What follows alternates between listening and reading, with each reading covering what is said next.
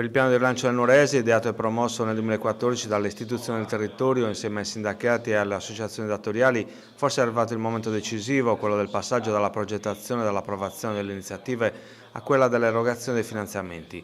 Mercoledì scorso, infatti, la Giunta regionale ha approvato l'atto aggiuntivo all'accordo di programma quadro del piano di rilancio del Nuorese. Si tratta di un provvedimento che chiude il cerchio di tutta la programmazione del piano con un finanziamento di circa 55 milioni di euro.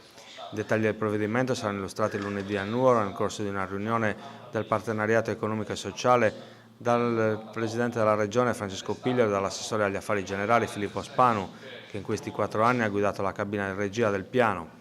Nell'ultima riunione, tenuta a Nuoro il 16 maggio, erano stati varati gli ultimi 5 progetti, su un totale di 22 per un importo di oltre 20 milioni di euro.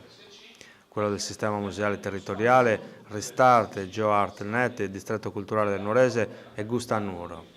Nei mesi precedenti erano stati approvati progetti per 30 milioni di euro che riguardano il parco di Tepilora e la miniera di Sosenatos di Lula. In questi mesi sono state tante le sollecitazioni arrivate alla Giunta regionale affinché stringesse i tempi, specie della burocrazia, e desse corso ai finanziamenti per consentire ai progetti elaborati dal territorio di iniziare a essere operativi. Questo perché a 4 anni dall'avvio ancora non un euro è stato speso.